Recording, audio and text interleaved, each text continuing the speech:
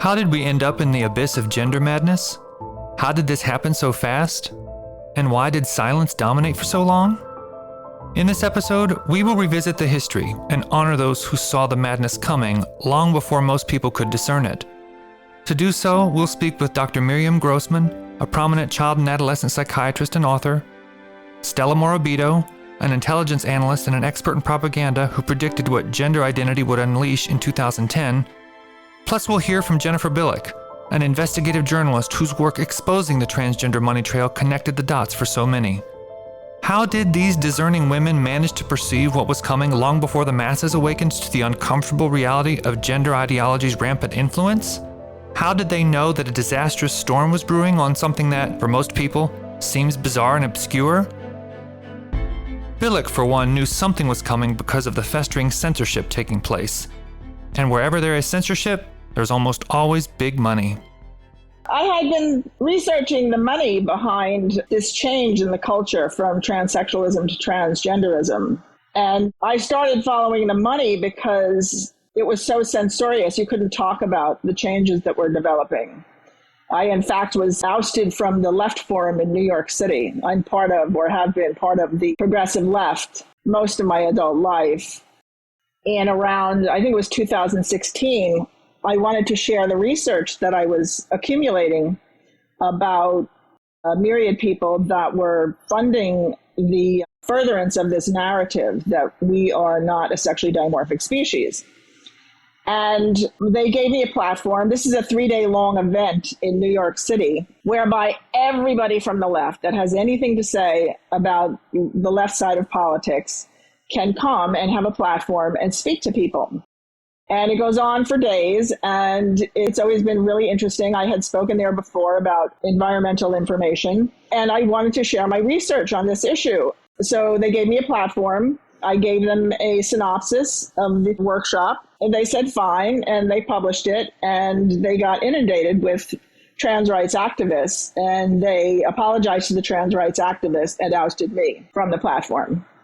So I kind of knew at that stage, okay, so now I'm really onto something here. All this information that I'm finding about the money by very, very powerful people, it's key. And pretty early on, I would say about 2016, maybe 2017, in my research, I stumbled onto Martine Rothblatt. Rothblatt, according to Billick, is the godfather of the transgender empire. This is a particularly tenacious man who has multiple degrees, has undergone surgery to remove his genitals, and started a tech cult called Terrasem. He sits on the board of the Mayo Clinic, and even has a robotic clone of his wife Bina, whom he calls Bina 48. He wrote the book From Transgender to Transhuman. He also wrote Unzipped Genes, or Genes Unzipped. I'm not sure which one it is, but he's talking about the getting into our genetic code. Also, virtual reality, the future of technological reproduction. So I've discovered that he was a transhumanist and what his ideology is. And basically, the book From Transgender to Transhuman is a blueprint of what we're living right now in the culture, that you can define yourself out of biological reality. And so all of a sudden, it just was like a light bulb went on, because all of a sudden it made sense, like, why are all these powerful people and institutions behind a marginalized part of the community? That wasn't really working for me. A marginalized part of the community is somebody who's being oppressed. Transsexuals weren't exactly being oppressed. They had a sexual fetish and they were walking the red light district. Why should that be normalized in the culture? Well, why would you call them marginalized and oppressed? And so why was all this money going into this? And why were all these kids adopting these alternate sex identities? It didn't make any sense that governments and institutions like BlackRock would get behind this. Why would they care? And I saw the surgeries were pretty profitable and poised to be a lot more so. But when you tack on transhumanist manipulations of the human body and venturing into our DNA, our genetic code, and sort of fusing us with technology, these BCI, brain-computer interface technologies that are developing, then you start to see, this is very, very profitable. And so then I started to look at this guy and what else he's been doing, and the fact that he wrote the first gender bill, from which It's like a template for the others that are unfolding in various different states and countries around the world now. Billick told me she was able to follow the thread because, as a trained portrait painter, she has an eye for seeing subtle hues of color, a knack for detecting key patterns, connecting variations, and stringing them together as a whole. She started to see a lot of the same people come up in her research within the world of LGBT non-governmental organizations. But she wasn't the only one sounding the alarm bells about what legally enshrining fictitious identities untethered from material reality would do. Stella Morabito is the author of the 2022 book, The Weaponization of Loneliness: How Tyrants Stoke Our Fear of Isolation to Silence, Divide, and Conquer. She's also a former intelligence analyst and believes that the very concept of an ineffable gender identity, knowable only to those who say they possess one, is the seedbed of totalitarianism. In 2011, she penned an essay when hardly anyone was considering the dangers of transgenderism about what this ideology would unleash if it ever went mainstream. Sadly, she was prophetic. How did she discern so early that this was brewing? How was she so ahead of the curve? I think I've always had an eye for social contagion of any kind. That's how propaganda works. And of course, as you know, my background is in the study of propaganda. I have a postgraduate degree in Russian and Soviet history, and I worked for the CIA and did propaganda analysis there back in the Soviet Cold War days. And I've always kind of looked at how social contagion takes off. And of course, that's my life's work in this book, The Weaponization of Loneliness, is because I recognize that what causes so many people to go along with stuff is that innate human fear of being ostracized and that need to be connected. Okay, that's kind of a roundabout way of explaining, for example, the piece that I wrote in 2010 or 2011, I guess, was Your Assignment from the Transgender Lobby. And that was all based on these laws that were mostly going into effect on the local level and also state, but mostly municipal level, where the term assigned at birth or sex assigned at birth was a premise that was put into all of these laws. And I thought, where does this come from? And so that is to insert something like that as a premise and then having everybody go along with it, to me, was a real danger sign. But I've been noticing this sort of thing for a long time. I remember I was at a party, I'll give away my age here, when I was in college in the 1970s. I grew up in Southern California. I went to the University of Southern California. I commented on how soon enough we were going to see government funding of, back then, what we called sex change operations. And of course, everybody laughed at me. But this, of course, was, nearly 50 years ago now. And, you could kind of see it on the horizon then. And it always was something at the back of my mind to see how even the most fringy ideas can become a matter of, quote, public opinion, as long as it keeps getting injected into public opinion. But at the same time, opposing viewpoints have to be censored. Opposing viewpoints have to be either ridiculed as either conspiracy theories. All of that enters into it.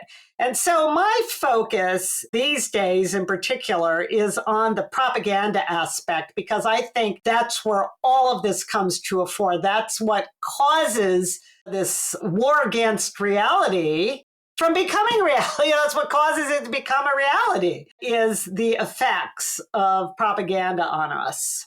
So Stella, how did all of this build and grow to become this all-encompassing, bludgeoning behemoth and force? There are a lot of ways to answer that. It's a fantastic question. How did we even get to this point?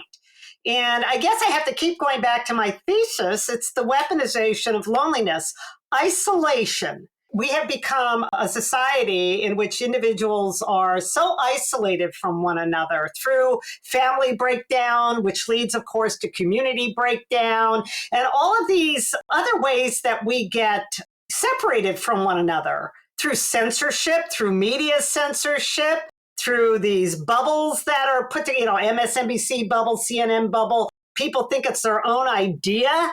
when they accept the propaganda that's been fed to them. But what has been building up for so long is the censorship and the suppression of what I just call regular conversation. Being able to speak to one another openly is kind of a thing of the past. There's so much social distrust now because of the breakdown of relationships, real relationships where people feel comfortable speaking openly about what they believe. Political correctness, which has been going on for decades and decades, have caused people to almost instinctively either shut up about what they believe or even lie about what they believe in order to avoid that very uncomfortable feeling that maybe they'll be ostracized if they express what they believe. In the course of my conversation with Stella, we spoke of Václav Havel's famous essay, The Power and the Powerless. Havel, the former president of the Czech Republic and one of the foremost critics of communism, wrote in that essay, quote, "As long as living a lie is not confronted with living the truth, the perspective needed to expose its mendacity is lacking.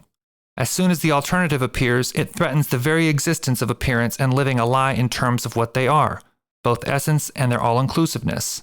And at the same time, it is utterly unimportant how large of space this alternative occupies. Its power does not consist in its physical attributes, but in the light it casts on those pillars of the system on all its unstable foundations." Unquote. In the spirit of Havel, Stella believes that Americans should build parallel policies and institutions, and groups of people just talking to one another about these things. Because the war is so much bigger than the right versus left divide. It's against thought and intellectual inquiry. You can sense there's a realignment going on right now. I even wrote a piece that there are really only two political camps. I don't use the term conservative, liberal, Republican, Democrat, any of that. The two so-called political camps are pro-thought and anti-thought. I wrote a piece in The Federalist about that. That's really what we're dealing with. It's a war against reality and it's a war against thought and questions and getting at the truth. And that's the way that human beings get at the truth, through language, through conversation. In the beginning was the word and the logos. And that's what this war is against, is communication. In May of 2016, Stella published an article in the Witherspoon Institute's journal, Public Discourse, called "A Desexed Society is a Dehumanized Society," in which she argued that a Justice Department directive from then-President Obama was not about civil rights or bathroom use for people who identify as transgender. It's about state control over personal relationships. In it, she also urged everyone to refuse to use the word gender when what they really meant was sex, because it's a poisoned and weaponized word that has been legally used to desex and thus dehumanize everyone. Indeed, she wasn't being needlessly tedious. Put another way, language is everything, and manipulating language portends tyranny. From there, it's the corruption of so much else that makes us human. The conflation of sex and gender and calling gender is, this idea of social construct. Well, yeah, sex isn't. So-called gender is. Gender is really originally just used to refer to language that had, like the Romance languages had, even Russian, you have gendered nouns and the adjectives have to agree with the nouns. And you have all of that built in, especially Romance languages. But it's just an insidious way to conflate that to basically what I call desexing us, to call it gender. And then, of course, you go into the pronouns. And even a lefty neurolinguist, or linguist named Steven Pinker, you can find quotes from him from like 10, 12 years ago, before a lot of this really hit the scene, where he says that pronouns are function words. You don't mess with them the way you can change adjectives or play around with nouns or even verbs. They are the scaffolding on which the language depends. So when you start messing around with pronouns, you're messing around with the entire structure of our communication and our language. So that's just another way that, oh man, are they trying so hard to mess with that? And then, of course, to force kids in colleges to, quote, identify your pronouns. It's meant to destabilize our sense of identity. We're not only being isolated from one another, we're being isolated from ourselves, from our own sense of identity and being. And that's what that's all about, with the corruption of the language. Propaganda and warping of language isn't just ideological, it has medical implications. And among the bravest in the medical field is Dr. Miriam Grossman, a child and adolescent psychiatrist who authored the 2023 book Lost in Transnation, A Child Psychiatrist's Guide Out of the Madness. As she explained to me, while most people were taken by complete surprise, she'd seen gender ideology gaining steam for decades. I was studying sex education because so many of my patients who were college students, university students at UCLA, where I was working at the time in 2007, 2008, so many of them had sexually transmitted diseases, so many had unwanted pregnancies, abortions, and I was just led to wonder, what are these kids being told about their sexual health? And so I took a deep dive into the material that was written at that time for students, middle school students, high school students, even actually younger elementary school students. And this would have been material that was written by sex ed organizations such as Planned Parenthood, SIECUS, which is Sexual Information and Education Council US. I discovered within sex education this idea of gender identity. And this idea, which has no basis in science or medicine, which doesn't mean that it couldn't be true.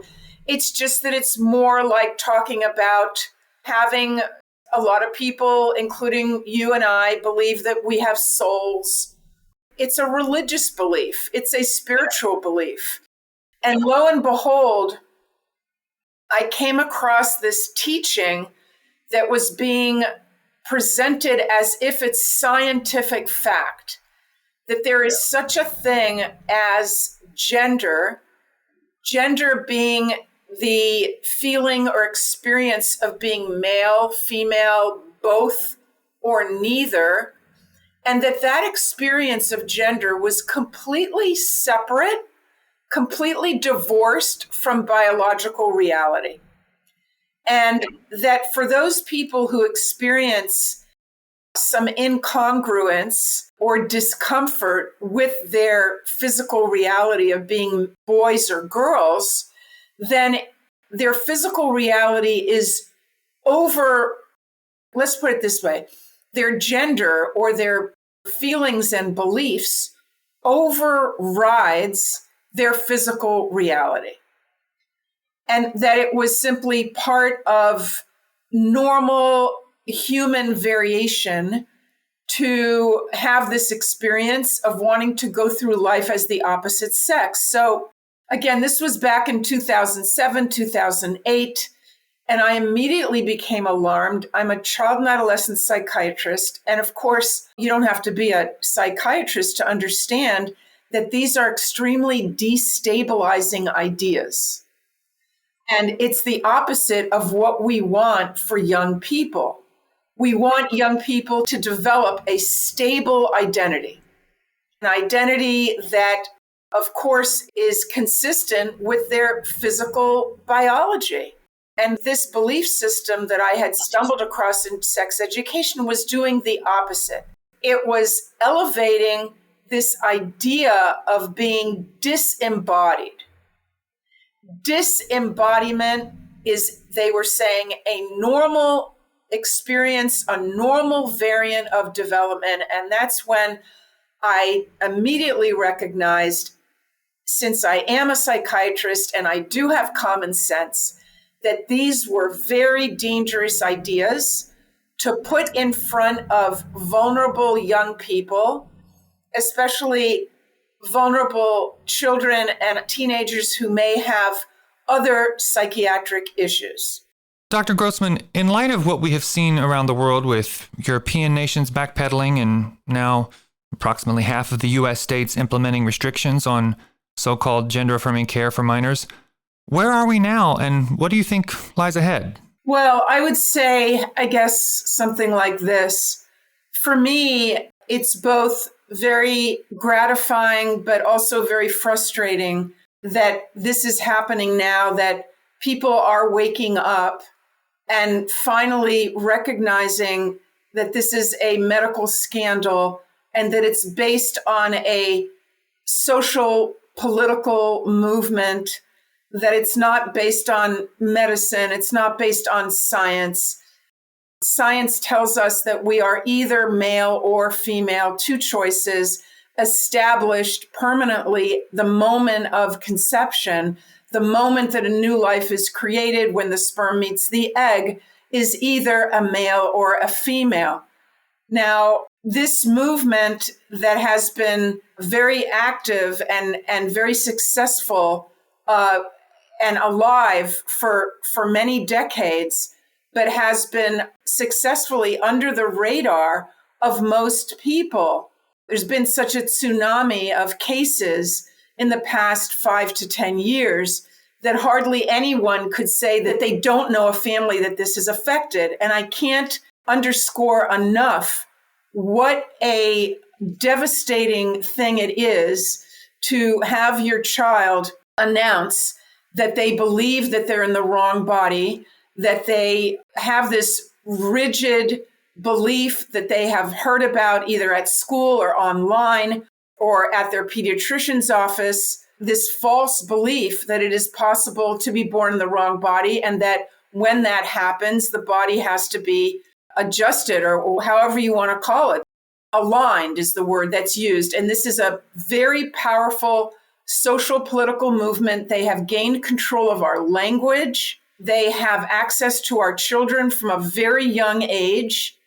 And the most difficult thing in my practice is when I have a child or an adolescent who has been so indoctrinated that I can just barely have a conversation with them, because they have been told over and over that anyone that does not accept your new identity and does not celebrate it immediately with you is a bad person, doesn't care about you, doesn't love you. And so some of these kids are what I consider to be, it's a case of mind control. It's like they've been recruited into a cult. So it can be very dangerous. The effects on the family are devastating. Marriages can break up. Families are dissolved. It is a very destructive element. It destroys the nuclear family. It destroys individuals. And so I am both heartened and I am encouraged by what's going on now, but the body count is going to be very high. Dr. Grossman emphasized that a significant hurdle for many people is getting over the fact that long-respected organizations and hospitals many had previously invested in and regarded as prestigious and trustworthy now no longer are. She said it takes time to realize just how significantly gender ideology has altered the landscape, especially in a field like medicine where, one would hope, the most rigorous scientific standards and sound ethics govern the institutions. We have many institutions that previously we did trust them that now cannot be trusted in this area because they've been so utterly captured. So that's the medical organizations, the Endocrine Society, the American Academy of Pediatrics, the American Psychiatric Association, the American Psychological Association, many of these groups, educational associations, government associations, the CDC, and on and on and on. However, the evidence is now so overwhelming and so formidable that so-called gender-affirming care, the evidence against it providing long-term benefit, meaning not only the pausing or blocking puberty, cross-sex hormones and surgery, but even the social transition, the pronouns and the names, we have no evidence in the long term of this helping people. We have evidence of harm. And so we have all the countries in Europe, something like 6 or 7 or 8 countries right now, who have done a 180 in this area and they are no longer making available these interventions to minors, or if they are making them available, it's with extreme caution. Whereas in this country and in Canada, we have the opposite, and it's full steam ahead. So to answer your question, we're in a much better place now than even a year ago. Earlier this year, a report by Dr. Hilary Cass was published in England. This was, according to the advocacy group Do No Harm, a nearly 400-page report on gender identity services for children and young people. It was commissioned by the National Health Service roughly 4 years ago. It found remarkably weak evidence to support the use of puberty blockers and hormone treatments for gender-distressed children. The report also includes 32 specific recommendations on how gender services should operate in England. Yet even with these developments, Dr. Grossman warns against getting ahead of ourselves in view of the recalcitrance of major players, including mainstream media, who have dedicated themselves to the furtherance of gender ideology in an almost sacramental way. The organizations that have been taken over by this radical ideology are really digging in their heels, and they are refusing to acknowledge the Cass report, or if they do acknowledge it, they are trying to dismiss the results. They are trying to dismiss what we learned from the WPATH files, also a very big deal. The leading international organization for transgender health basically exposed pretty much as far as you can get from evidence-based care. And so these are all really big things. And even news outlets like the New York Times and others that are more certainly on the left have been courageously willing to publish articles that are asking some really good questions. So, where are we headed next, Jennifer? And perhaps more importantly, what do you think we should do? I think that we have to reclaim our boundaries. It's the most important thing here. We have to have a boundary between private and public. And we have to have the boundary that exists, the natural boundaries in the world. Death and life, male and female. These are all biological boundaries. These are natural boundaries that exist, and they cannot be violated without creating massive, massive chaos. And as we're already in that process, we're in basically a death spiral. In response to this crisis, Stella Morabito formed a book club, which can be found at stellasbookclub.com. What's the goal? Very simply, to get people talking to each other. Given how she predicted what came about with stunning precision, what does she think is on the horizon if the advance of gender ideology is not stopped? If this train keeps going the way it's going and nobody speaks up and they don't speak up, well, then yes, they end up in the same place, except it's much worse. I mean, it's a total train wreck for everybody. There's no escaping it. You need to speak out or it will swallow you up, and worse, your children or anybody that you care about. And this issue in particular, it's a culmination of not speaking up for so many decades. Political correctness having such a hold on Americans so that we were so fearful of speaking our minds because we're afraid we'll be socially rejected. Next time on the Generation Indoctrination season finale, we'll explore the future. What if this is about something even more pervasive than gender confusion or a medical scandal? What about Billick's contention that this is actually a transhumanist project? Stay tuned.